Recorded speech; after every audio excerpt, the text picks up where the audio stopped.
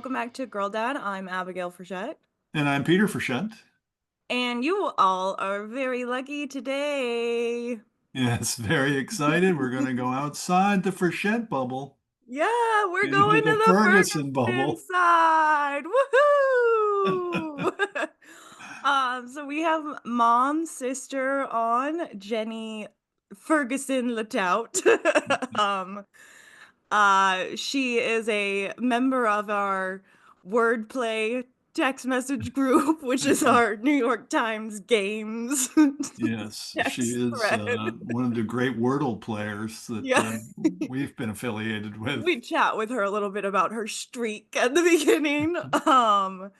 But yeah, we thought it would be fun to kind of get some of the other side of the family's perspective.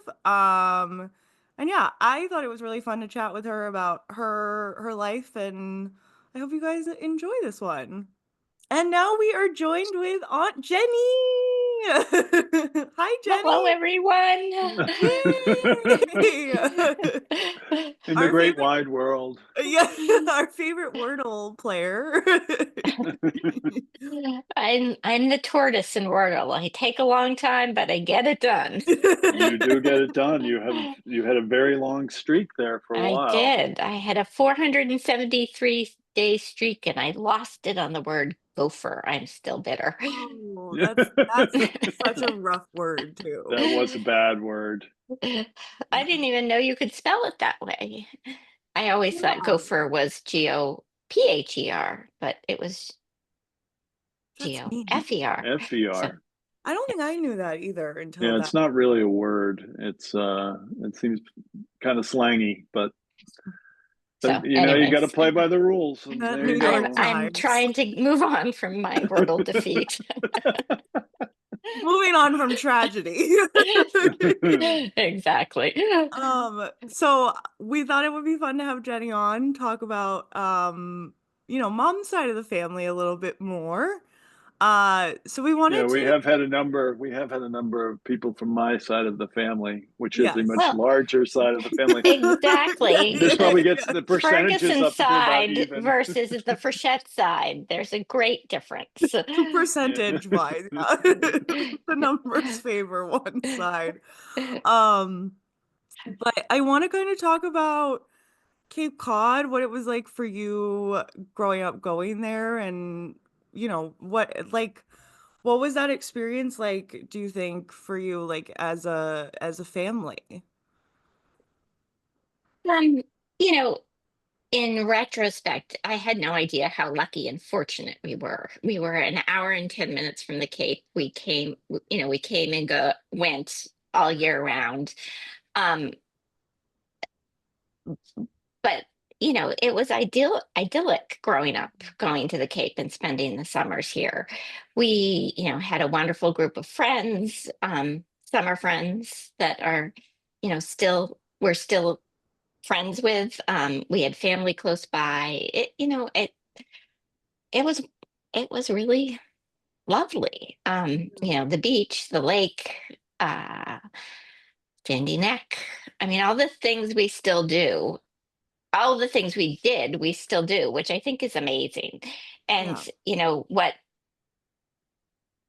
George loved, Lee and I love, and now I think you guys love, which is just a wonderful tradition to hand down from generation to generation. I feel, like I said, I feel very fortunate, and I didn't realize how lucky I was as a child to have it. And I tried to be more appreciative of it as an adult because not everybody has this. Yeah. Um, a second I home, a mean, second family. and you are there now. I am here now. We're up, we got up, we leave tomorrow, but we've been here almost 2 weeks. So, it's fun to come up. We used to come down as a child on weekends. We came down in the winter when the lake was frozen, and that was always fun. But it's really fun to spend different seasons here. We try to come up every season. And like this spring, we came up mid-May for 2 weeks. and I'd never been here when the lilacs and the rhodies were blooming, and it was just lovely. Yeah. And this time of year, it's so quiet. You can get into all the nice restaurants you can't go to in the summer. It's so pretty. We went to Sandy Neck the other day at about, I guess we left here at 2:30, so we were kind of there just as the sun was setting. And the Oh, colors were just beautiful. The grasses were golden, the water was blue, the sky was pink. It's just absolutely lovely. So it's fun to be here. And it's yeah. certainly different off season than during the season, which is also nice. Yeah. I feel like it kind of, you talk about how there's still these qualities it has that we appreciate as like the next generation. I think one of those things is kind of the Yep. extended family almost that Hmm. sorry. No, The the extended family that you guys kind of, I guess your parents created and then you kind of kept alive in a way. yeah. Um, I mean, when how do you you feel think, like that built? you know, I think it started. There's your husband. Good one. Really He's sneaking, really not. really He's really sneaking not a by there. hunchback. Um, there he is. There he is. Peter to you. Oh, that's nice. Just change the rating on the video. Yes. So I think, it started because Cape Cod was a small community when Mhm, my parents and my grandparents especially were growing up. And like the fact that dad lived on the lake and he knew the Kirks from the lake. mhm. And I found out this summer that one of the ways they started to get to know each other was that dad sold uh who's the youngest Kirk? Ed, Ed. Ed Kirk a boat, Oh, wow. like a rowboat. Yeah. And I was like, well, hopefully it didn't have holes. certainly But didn't that hold it was against him. yeah. So that and I was asking Joe about that, like, because there's all these questions now that mom and dad are gone and that Mhm. Grammy are gone that you don't know the answers to. And I'm like, well, Yeah, how did dad get to know the Kirks? yeah, And that was like one of the first interactions was through the boat. Um, and because it was small at that time, I think people just kind of knew each other. Mrs. Kirk, Joe also told me that like the kids would go to Craigville, and in the afternoon, the seniors, so like my grandmother and Joe's mother, would go to pick up the kids, and they would socialize on the beach yeah, in Craigville. So I think, because it was small, people knew each other, and then it just grew that way. yeah, I mean, yeah, yeah. I think of next door Andrew Stewart, who his let's see, our great grandparents bought the properties next to each other. I Mm, don't know, in In the early 19, 1800s. yeah, I think it was a little later than that, but I mean, and the land is still owned. right. It's kind of special. Yeah, Now, yeah, one And thing I and found it's identical. interesting is that you talk about you going down with your father in the winter when the lake was frozen. When was the last time the lake was frozen?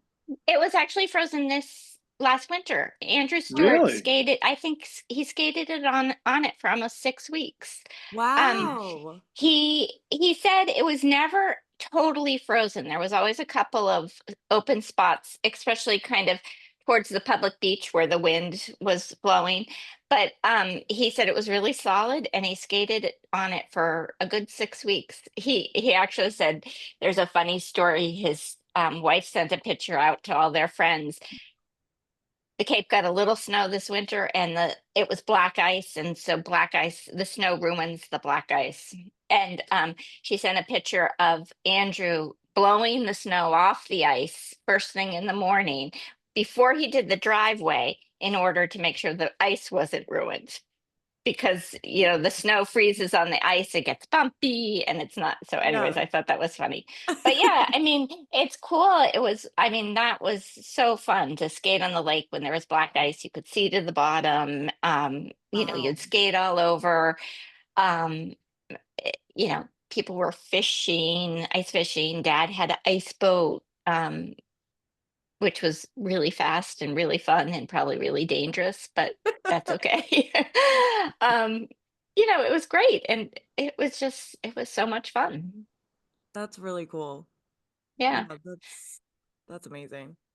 But Um, other than that, I don't know the last time the lake froze. Yeah, because it didn't seem to me that it had been frozen for a while. So I'm glad to hear it froze Yeah, last year. Um, and hopefully it will get cold enough again to freeze because it's fun when that happens. it is fun. I wish I had. I I don't remember it freezing when the kids were little. I wish it had, or I had known and would have brought them up, because that's yeah. a really fun thing to do. Hmm. Yeah, because we didn't spend a lot of time, I feel like, when we were little on the Cape in the winter. I remember I feel like, did we do maybe one Christmas, We all did of one us? Christmas at the Yeah. Cape. You guys that was the year you guys gave our kids the boogie boards. I Oh, think I yes. want to say Peter was like 4, maybe 5. Okay, So you yeah. and Alice would have been 8ish, 7 or 8. Yeah. Yeah. Um, And Right. Phoebe not around. No. Or just born. No. yeah, I don't Oh, maybe remember. just born, but Or yeah. was mom pregnant? I don't. No, she wouldn't have been pregnant because Phoebe was born and was really pregnant. I can't believe we would have gone down No, if we she was wouldn't have 9 months gone. pregnant. Yeah, Then maybe it was the year before Phoebe was born, or so the year after. or I the don't year remember. Yeah. after. Yeah. Sorry, Phoebe. I don't remember if you were Yeah. there. You were either really, really little. But that was a fun Christmas. That I remember that. Yeah. And then we That did the other time I remember going there in the winter with all of us was when we went to all of us went to Provincetown on New Year's Eve. And we walked around. and George was so It cold. was so cold. And I just remember we went to lunch and he was sitting inside at lunch in his hat and his coat and his scarf with his hands in his armpits. And he just looked I so remember Mom ate a salad and she was totally unhappy with her salad. Yeah. it was just, we were all trying to be so happy, and the two of them were not pleased. That was not in their routine. No. They were creatures of habit, and we took them outside of their Yeah. habitat. Yeah. Oh But God, yeah, I that was a forgot about silly that. That was day. fun. We went to Race Point, and I remember. Yeah. I remember we found those. There were all those like jellyfish on the beach. Do you remember them? Yes. They were Oh my like God, that little was so odd. Yeah. blobs of. Yeah. Because Um, the water was probably too cold or something. So they I don't like, know. It was wild. They were just like these little. They were like boonies, but on the beach. yeah. I don't know. That was very Yeah. interesting. Phoebe was there for that one though. Hmm. Absolutely. As were a couple drag queens, which was also quite funny to watch George interact with. Yes, but it is Provincetown, even in the Yeah, winter. even in the That's right. winter. Maybe Um, more so. yeah. Um, but so other than the Cape, you grew up in Massachusetts. You Yeah, also went to Dana Hall, like me. I went to 10 Acre and Dana Hall, Huntingburg, just Dana like Hall. you guys. Yeah. Um, Um, what was that like for you? Because we've heard about Phoebe's experience there and Mom's experience there, but I want to hear about yours. so 10 Acre is and was a wonderful place. It was Yeah. incredibly warm. It was, I have nothing but fond memories. I remember the Christmas show. I remember doing the Gilbert and Sullivan plays. That's what we did growing up in the spring. I remember the music from those. I can still sing some of them.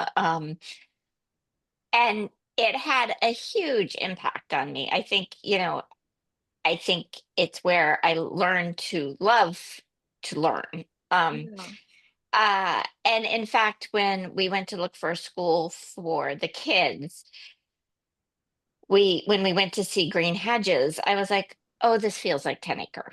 Like, Yeah. small and intimate and personal, and lots of the library, and it just had that the music they did just had that Yeah. feel, and I wanted my kids to have that same sort of um feeling about school. Alice w- was had trouble reading in first grade, and it became very apparent to me that she hated going to school every year. And I realized we had to make a change, because you can't have somebody hate school in first grade. Like, Yeah. that's a lot of time to hate going Oh, to school. absolutely. Yeah. And it was great for the kids. And I remember the old head of school pulled me aside one day, and Alice was, I think the teacher saw Alice like needing to get some energy out, and sent Alice to the secretary's office, who was like Linda Yeah. Nisham, right? Is Yeah. that how you pronounce? Yeah. Um, just a wonderful person. And the head of school caught Alice doing like crisscross kind of down the hall, karaoke or crisscross. We used to call Yeah. it karaoke in sports. And he's like, I know I should have told her to walk, but it was very clear that she needed to do this. Right. And that's just a really nice thing. Anyway, so that was 10 Acre, and then went to Dana. And again, I love Dana. I remember some teachers very, very well. Mrs. Tilton was my seventh and eighth grade history teacher, and she taught me history wasn't all about the dates. You had to ask why and what did it mean. And it was like a light bulb went on. I remember Yeah. I had written a paper, and I got an okay grade, and she, you know, talked to me about it. And she's like, you have to ask why. Why did this happen? What else was happening at the time? And that was part of the reason um, I loved history. That was my journey I eventually studied history in college.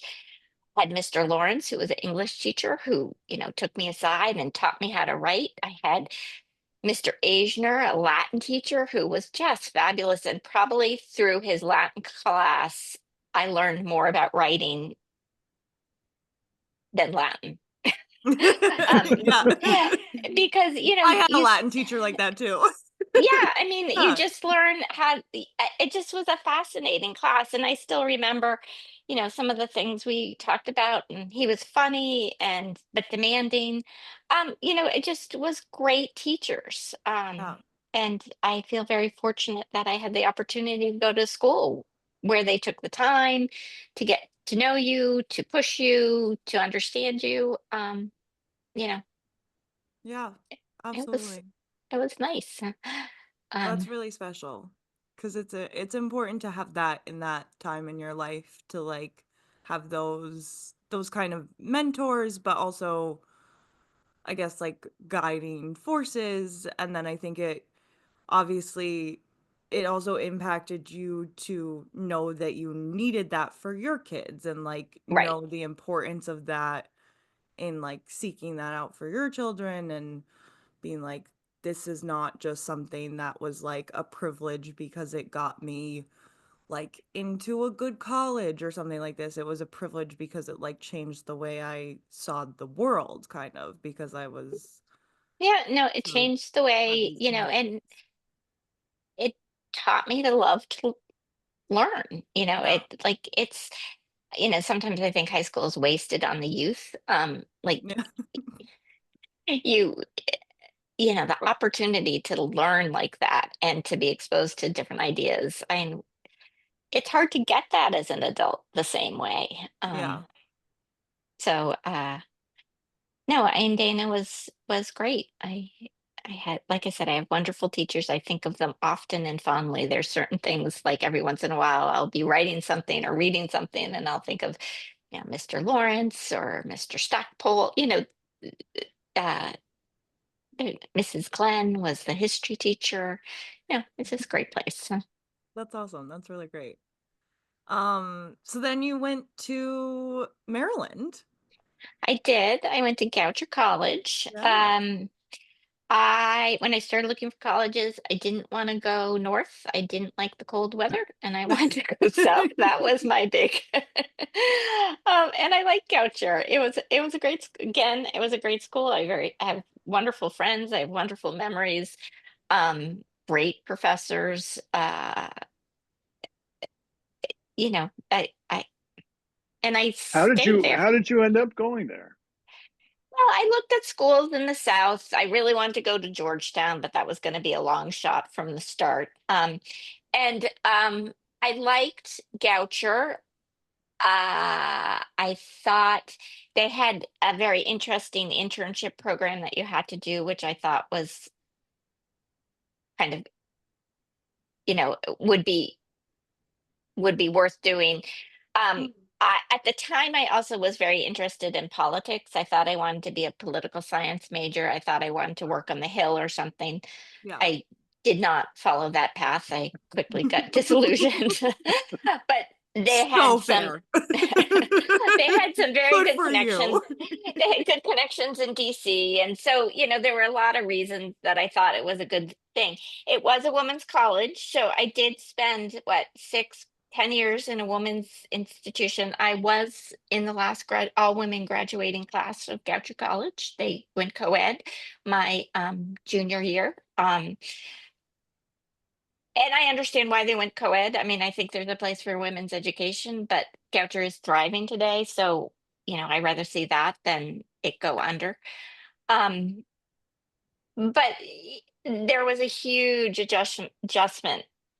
In some ways, the Baltimore area is more southern than where I live now in Northern Virginia. And I remember freshman year, I had a great professor. His name was Professor James McNeil, and he was Southern. I don't know where he was from, but he was Southern.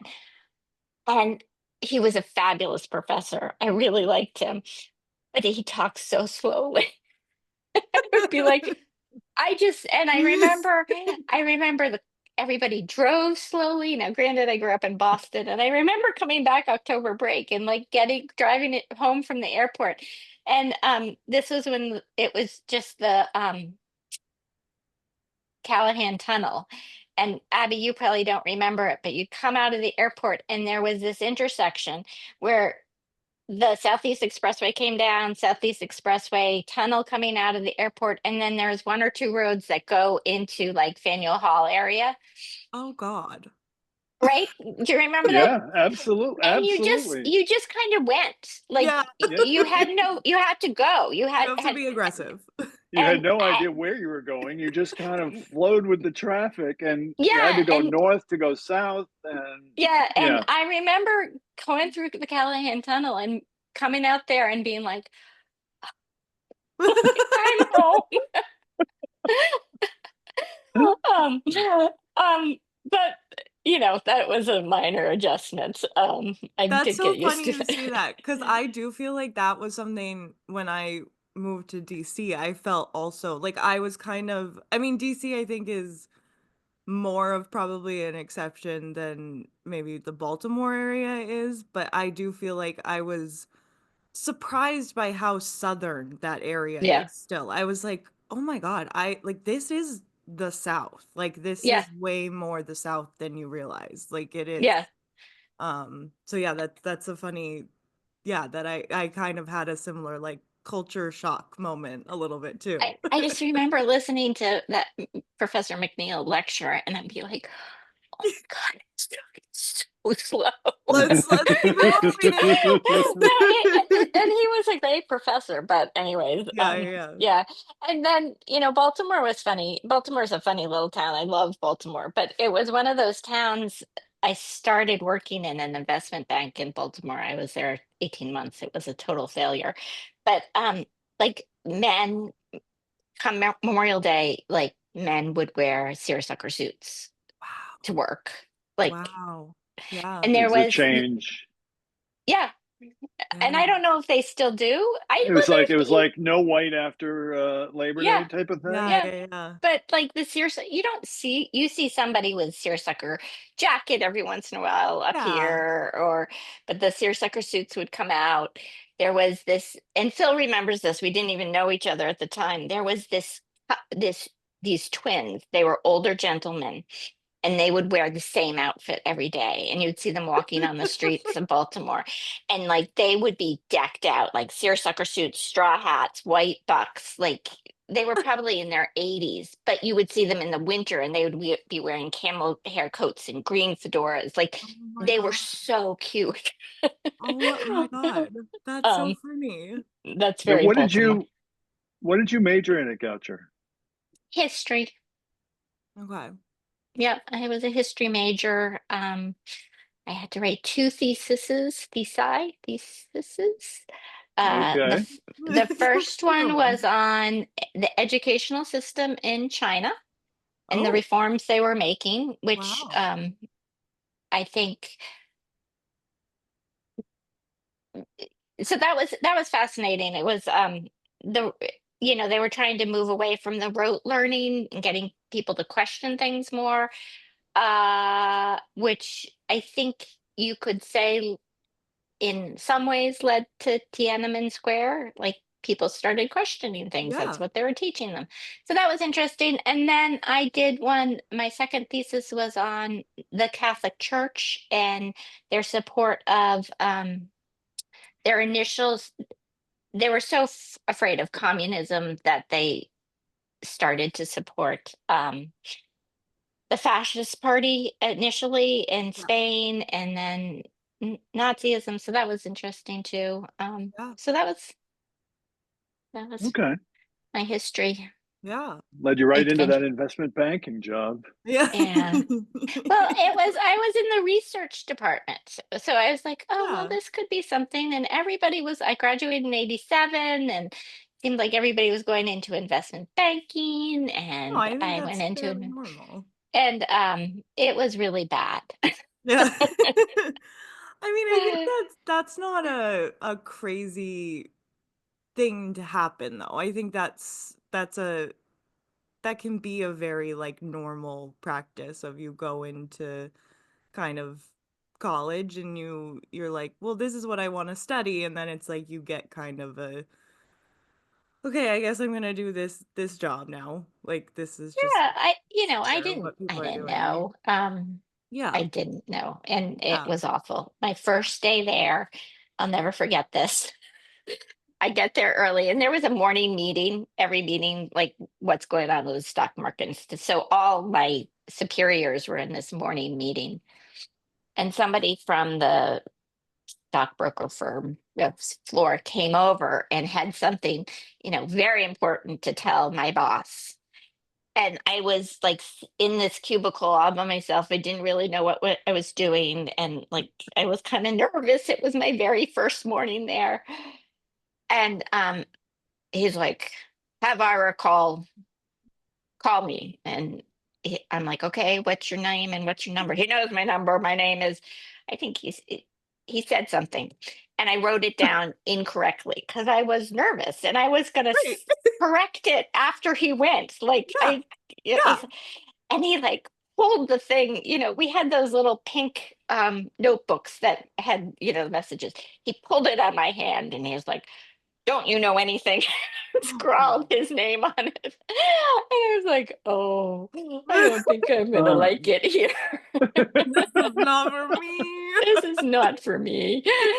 And everything was important, and I know that money is important, but nothing was important. Yeah, it's there. Yeah, uh. it's an aggressive workplace for kind of no Yeah. reason. Yeah. So, anyways, that I was there for about 18 months because I didn't know what I wanted to do. So No, I think that's So a then fair what? experience. then I decided I wanted to work in education. I didn't want to teach, but I thought I wanted to do fundraising or admissions. And I started like looking for jobs. I actually there's a girls' high school in Maryland, and now I can't remember the name, but it's kind of like a Dana, it's a boarding school, and they were looking for like admissions officers, but I'd also live in the dorms. And Oh, yeah. I was like, oh, I have an apartment. I don't think I can't get out of it. Yeah. But I kind of was looking around. I wanted, like I said, development or admissions. And I ended up at Johns Hopkins in their development research office, which is research, which I guess, you know, being a history major, I am curious about things. And it allowed you to do some research. And it was, here I am, 30 years later, still doing it. So Yeah. Yeah, for sure. And I don't what want kind to oh, go sorry. ahead, Abby. No, what I guess like what was your I guess this is jumping backwards, but what was kind of your decision making behind like I want to stay in the Maryland area too? Like what was all my friends were there. okay, yeah. Like, yeah, So all my fair. college friends were there. I had a roommate with two other people. I had an apartment with two other people. I felt like my community was there. Yeah. So that's where I stayed. Yeah. And it's it was, I mean, I wouldn't change anything. It would be nice to be closer, but here it is. I've been there. I graduated in 87, so I've been there for Yeah. a long time. And you could be much further, to be fair. Yes, I could be much further. And it's home now. We Yeah. never thought the kids would grow up there, but they have, and now they've moved back, so it's home. Yeah, absolutely. And it's a nice place. It is a nice place. Yeah. Yeah, I'm happy to be there. Yeah. Um, I was just going to ask based on, so explain a little bit of what you do now, which is, as you said, the same thing that you've been doing for 25 years or 35 years or whatever it is. But how has that changed? So what I do is called prospect research or development research, and it's helping nonprofits identify and qualify donors and prospects. So big organizations like Johns Hopkins, where I work, have a development research office. Hospitals, uh, any big nonprofit will have a staff of people who are doing it.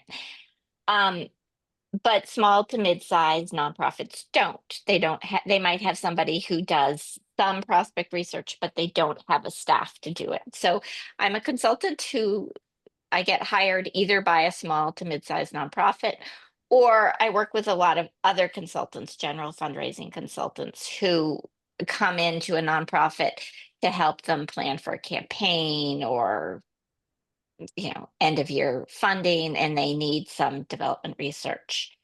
So um, when I started at Hopkins, the internet, which was about 1990, I think, maybe 89. We had books on microfiche and newspapers on microfiche.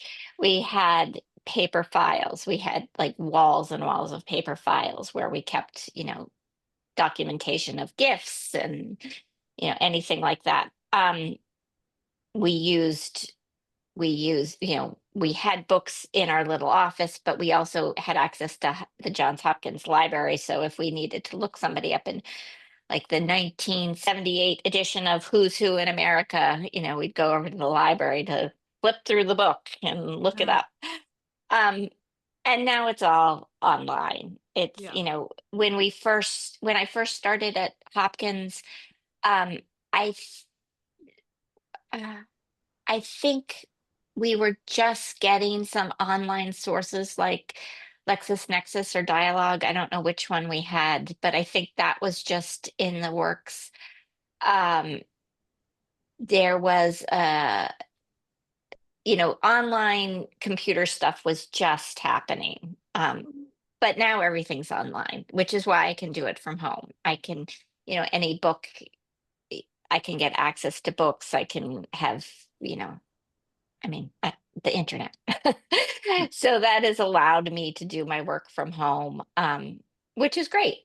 Have worked from home since 2011, I think. Wow.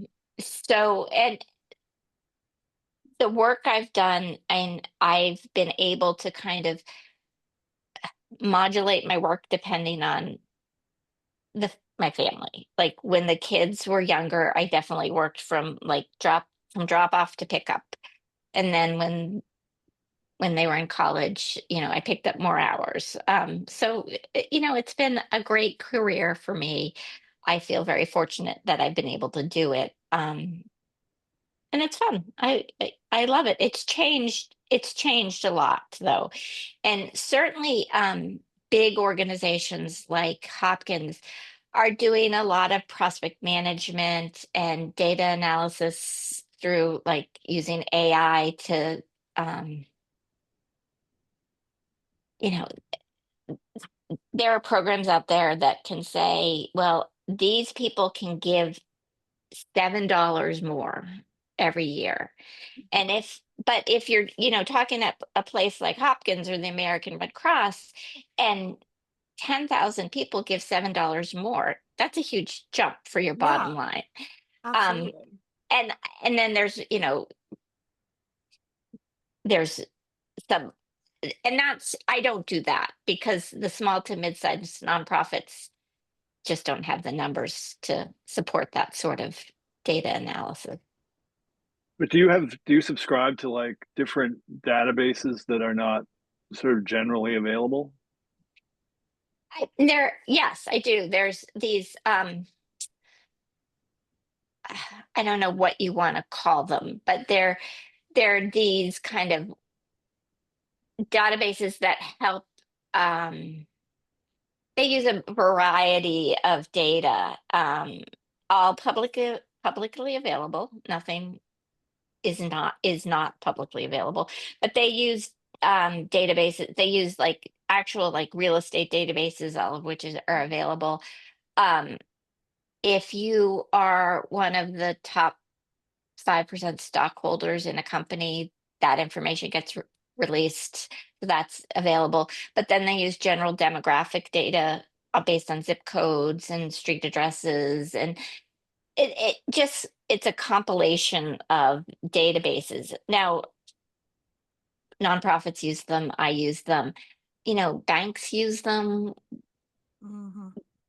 investment advisors use them as a way to identify wealthy people. But Yeah. it helps, yeah. So yes, there's databases out there. There's lots of them. I have a subscription to two of them.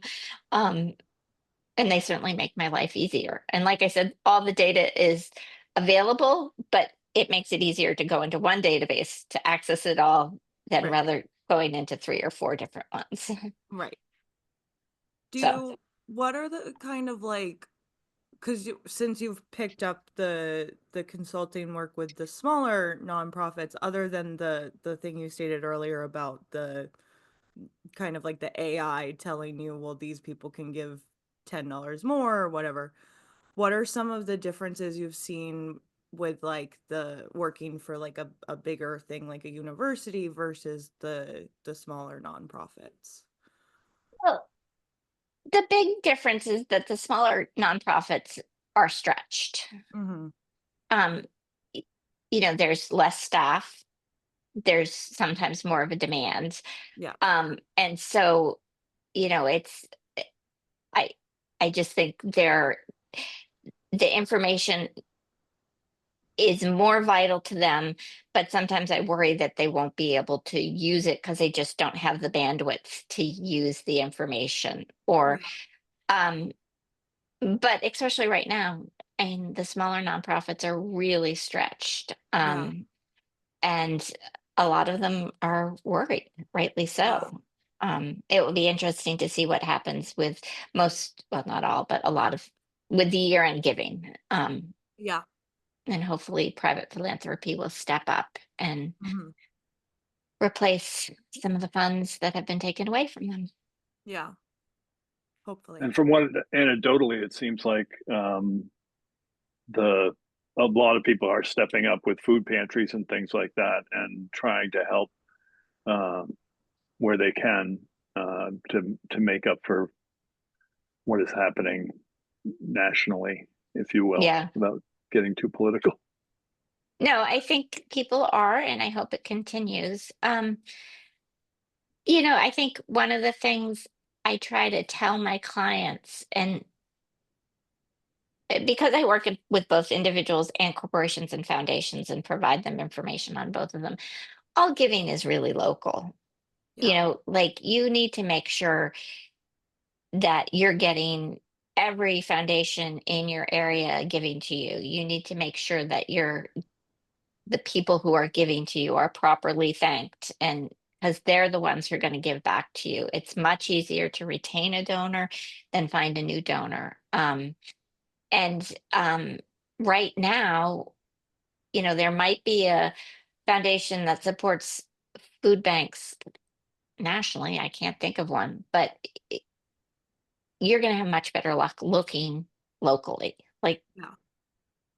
don't think that Mackenzie Scott is going to step in and fill the void, because although she might, we don't know how she does it. Yeah. How does she, we can't apply for funding from her yield giving. Uh, Yeah. now, but yes, everything, look local. Yeah, well, I mean, it makes me think about,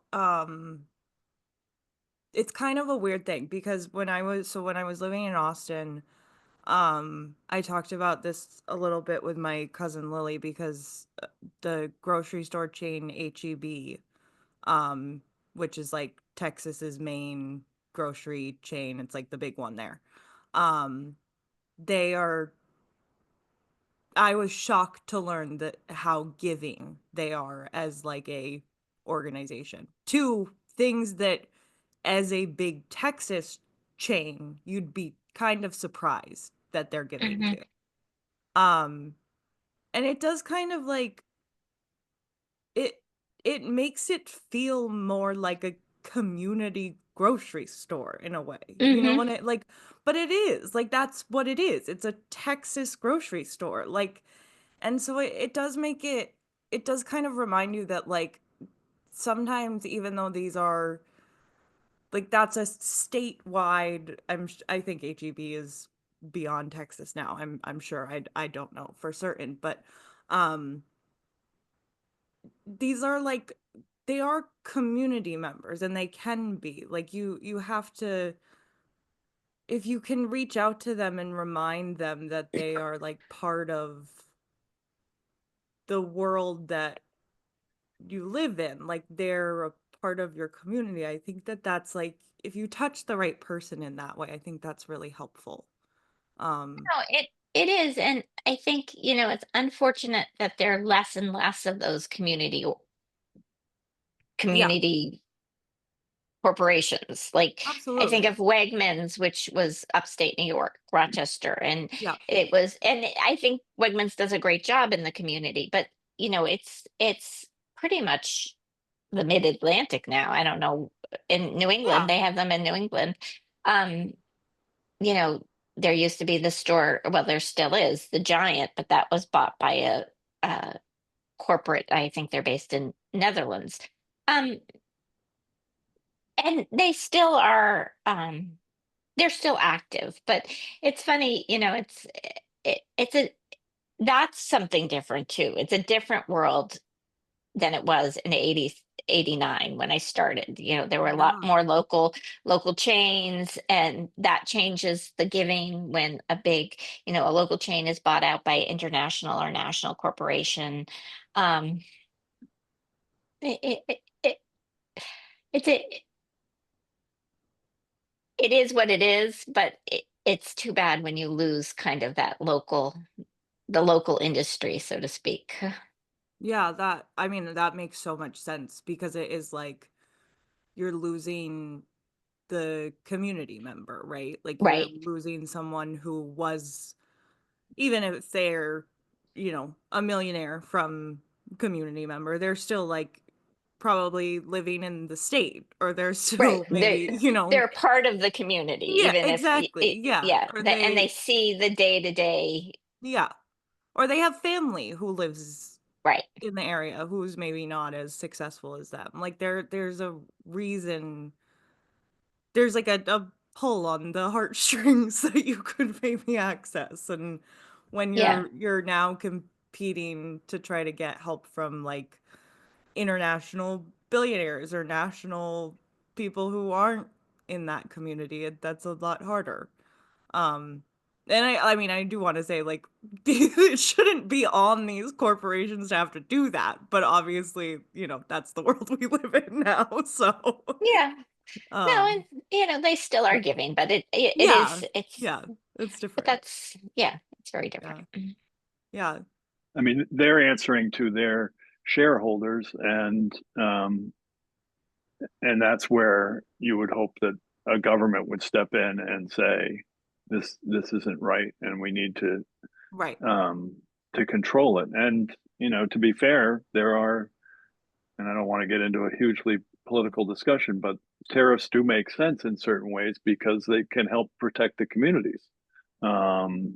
But they need to be done appropriately and in the sort of the right, with the right mindset. And and to be honest, it should have been done in some cases a long time ago, because you would still have more manufacturing here, because a lot of manufacturing went overseas because it could be done so much cheaper.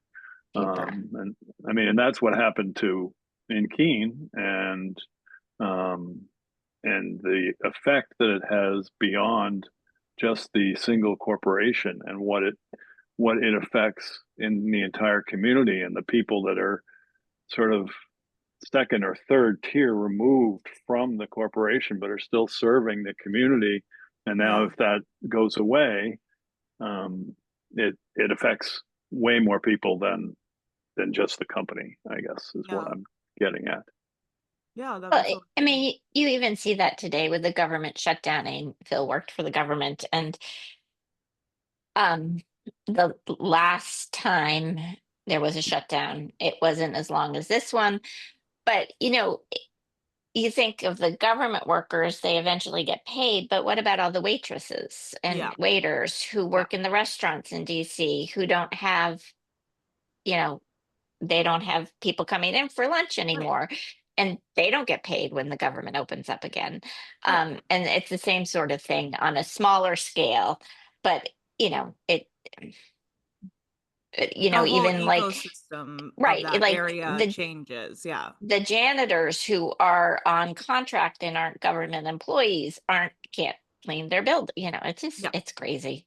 yeah, And to Um, make it not just pure government, I mean, that's the same thing when a sports league goes on strike, and now you yeah, don't have those yeah, games, and now you don't have the vendors don't get the income that they get from selling concessions. And you the know the restaurants near the park don't get yeah, the right, people coming before and absolutely, after. yeah, yeah, yeah, Yeah. yeah, it has a yeah. great effect on. Well, didn't expect this conversation to go here, but okay. Okay, so there is something else a little fun that I want to ask you about.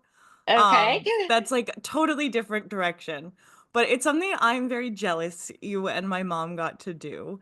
And that is that you guys spent some time in London together. Hmm. And I I just want to ask you about that time as like sisters, and like the fun you had, and what was that like for you guys. It was And really fun. So I took my second semester junior year in London. I was Mhm. at Queen Mary's College, which is where Phoebe went. Yes. Yeah, that's Um, right. and I lived with two. So I went over in January. It's really cold. Um, I lived with two guys from Bowdoin who were Lee knew, and they were over there. And then we found a deal who we called the Random Italian. So we lived in this apartment. It was three guys and me. I think that when I called my father to tell him I was living with DJ, Andy, and a random Italian, I think he just about had a heart attack. um, but it all worked out. I had the one room with the private bathroom. The three guys shared a bathroom. It was disgusting. I'm sure. It was actually a really big flat for London, and Yeah. it was fine. But so I was there in January. I want to say Lee came over. Well, Lee came over in May, April, May, and we spent some time together, which was great. And then Mom took us on a trip to the south of France, which was fabulous. And it was just really fun. But your mom and I also went over the summer, I think it was after her junior year, because she didn't want to go abroad, Yes. because she was having too much fun at college, which is totally fine. And Dad got us a job working in London in the insurance industry, because that's the industry he was in. Yeah. And so Lee and I were over there for a summer. I don't know how long it was. And we lived in this teeny little apartment, and we worked at an insurance agency, and we did we walked around claims in Lloyd's of London, which is like just a wild experience. um I think sometimes in both instances, Lee did aviation claims, I think, and I did a lot of asbestos claims. Oh my God. And I think they actually gave us some really difficult claims, but we were these two cute, blonde young Americans. We would walk, didn't really know what we were doing, and we'd walk Yeah. into a broker and say, "Oh, can you sign off on this claim?" Because they had to collect, Oh so my this was like the reinsurance market. So God. like Okay. there's a asbestos claim, right? Yeah. Um, and say Cigna covers it, but Yeah. then Cigna reinsures it, and that's where Lloyd's of London comes in, because there's all these little brokers who take a portion Okay. of that claim. So for asbestos, I don't even know the names of some of these little reinsurance companies, but you'd have to get them to approve and sign off on the payments. And sometimes I think they just sent us to sign off on the payments because we could they might not question us. Didn't always work. But it was really great because we met all these these girls and guys, and worked with them, and really got to know the community. We Yeah. didn't when I studied overseas, it was really fun, but I was mostly with DJ, Andy, and other Americans, except Mhm. Adil, the random Italian, who also was wonderful. Um, uh, so this was like we were immersed in English culture. Like they went to the pub every day for lunch and Mhm. had a beer. And then at 4 o'clock in the afternoon, you went to the place and had tea. Um, like, I don't think they always worked very hard. They were all they were all our age. Very few of them went to college. Yeah. A few of them did, but a lot of them didn't. So they were all our age, and they'd been working for a couple years, Yeah. because Yeah. which was also really interesting. It was really fun. We got to we just hung out with these people, and it was like instant friendships. That's so cool. And it was really a fun time. I mean, I think about uh, I have just such fond memories of Yeah. it. Um, Was that after your freshman year in college? so was it after my freshman? I guess so, right? Because Lee Yeah. would have So I been, think it was it's a after Lee's junior. junior year, so it was after my freshman I year. think that's, yeah. Wow, that's really That's cool. cool. Yeah, that's so Yeah, fun. it was very fun. It was very, very fun. It was a great experience. Um, Mom and Dad came over for a while, and that was fun to see them. And I don't it, again, so fortunate Yeah. to be able to do that. Yeah, very fortunate. I didn't realize it at the time, but No, I mean, that seems like just such a special experience to, like, at that age, kind of go to a different place and just, like, kind of live in a different world a little bit, try something new, and then come back, go to college, and, and just also think about, like, there were no phones, no. yeah. My parents didn't have Find My Friends Yeah. checking to see where I was. Yeah. which is probably Um, a good thing. which is, but they put us on the plane. Now there were two of us, right? So, but Yeah. they put us on a plane, and we were there. uh, they did come over. I don't know how long we were there, 4 weeks, and we talked to them. We had an apartment before we got there, so that was Yeah. good. But like, Yeah. can you imagine? I mean, Peter, you're a parent. Like, No, I could not imagine that now. Well, I could because of having like Find My Friends or Life 360 and being able to know that you can keep track of them. But I couldn't imagine just sending them off blind for. Well, I kind of did it with Abby in Australia, and because I'm not sure we were able at that point we were able to track her nearly as well as we can today. Yeah. Um, So, and with the time zone change, and was that was probably as close as we would have gotten to that. Yeah. Yeah, because I don't remember if you could track my location or not. I don't know why, Yeah, but I don't feel like you could. Because I feel like I got a new phone when I went to Australia. and I don't even know if we probably had if Find My Friends existed, we probably had discovered it But and I wouldn't probably have used had it, but my phone. I would have, like, that phone was in my my dorm room always. yeah, Yeah. yeah, I don't know. Um, but I think that was also the thing with that was like definitely, I guess the thing that was more similar than the Find My Friends was like the communication aspect of it was like I felt very not disconnected, I guess, but in a way it was like because of the time zone, it really didn't feel like I could just call my parents whenever because it right, was very much like I can't call them when I'm just like kind of sad or when like I mean, I knew if there was an emergency, obviously it was like I can call my parents. They will answer the right, phone, everything will be okay. But it definitely felt like I can't just call them when I'm having a bad day. Like because it's the middle of the night when it's noon.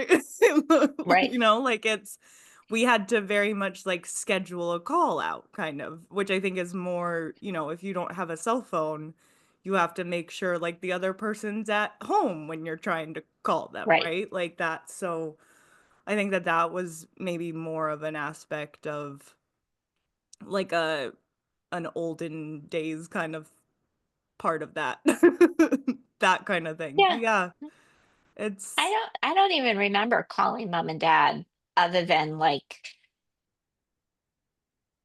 important stuff. I mean, mom yeah. was a famous letter writer. She would write letters and postcards. Oh, that's so cute. Lee and I probably tried to. There's probably copies of letters or original letters here in this house someplace. You're like, um "Hi, love you yeah, exactly. too." But yeah, no, it was both of those experiences overseas in London were really great, and I'm glad, Lee asked me to go when we worked, and that she Yeah. was able to come over when I my junior year. They were both really very fun. Which time did you get the perm? That was junior year. Okay. That was junior year. And I remember do they still have it in London? Like they're on the street saying, "Come get your hair cut." Like the oh God, it was all over. And I did it once towards the end of my time in London. And I came back with very curly hair. I mean, I got a perm from the Vidal Sassoon School of Hair Cutting or whatever. And I remember I walked into the living room and I think it was just a deal there. And he was like, "What have you done to your hair?" Oh, my mom would tell that one. Oh God, it was curly. I looked like this probably is dating. Well, I know it's. Do you remember Luke on General Hospital who had Oh, the curly yes, hair? Kind of absolutely. like that. It was That's very much that's a really too bad. her. Oh my god. Whatever. Now, we That's don't want awesome. to keep you too long, so No. let's just, if we could, tell us about sort of where you are now and your kids and stuff like that. So Bill retired 2 years ago. Almost end of November, so almost exactly. Um, and he's very happy retired. Alice is married, living in Silver Spring. And she is doing great. Her wife is lovely. Daniela is great as well. And we're very happy for both of them. And then Peter's outside in DC living in Foggy Bottom with his friend John, who's at GW Law School. You know, I I feel like the kids are kind of settled for now. I hope that, the economy holds out and jobs stay. But we're very surprised but thankful they're back in the DC area. I think when they went off to college, they're like, we are never coming back here again. Um, Yeah. but here they are. So that's kind of We all it's say nice that, that. yeah. They used to call the DC metro area the bubble, and they're like, we can't wait to get out of the bubble. And they did, but they came back. Yeah. So I feel very fortunate again that they're here. And close by. We see them every once in a while, which is nice. Like I have said throughout this meeting, I am very lucky and very fortunate to have a wonderful family, a wonderful extended family. Um, you know, life is good. Well, we're very lucky to have you. Yeah. Well, Absolutely. thank you. Thank you. Thank you. I like looking at your apartment, Abby. Thank you. It's very nice. Oh, that's from Australia. You moved your head enough Yes. that I Oh, saw. yes. Oh, this uh, way. yes. I was like, okay. Very fun. Very fun. Thank you so much to Jenny for coming on today. I had so much fun chatting with her, Uh, and I hope you guys enjoyed this one. I thought that was great, and I definitely learned some stuff that I didn't know before, so that's very exciting. Yeah, some fun stories from her. Yeah, and if you have other guests that you'd like to hear us talk to, please let us know at girldadpcast@gmail.com. Yeah. We'll expand to any member of the family or beyond the family, just anybody you Yeah. think would be interesting for us to talk to and that you would like to hear from. That'd be awesome. Or if you'd like to submit yourself, if you think Absolutely. If you're you think if you have, yeah. and Jenny was very interesting, and she claimed to have nothing to say, Yes. and we did not have a problem getting her to speak. And No. everyone's interesting when they come and sit in the girl dad chair. God. I don't That know was what that very means, touching. but I went with it. Yeah, yeah, I liked it. I liked it. Okay. Roll with the punches here. But yeah, it was really fun to talk to Jenny. Like you said, great stories. Those London ones are so fun to me. I love that. But yeah, please email us any thoughts you have on topics or people we can talk to. But we will talk to you guys next week. Bye, Dad. Bye, girl.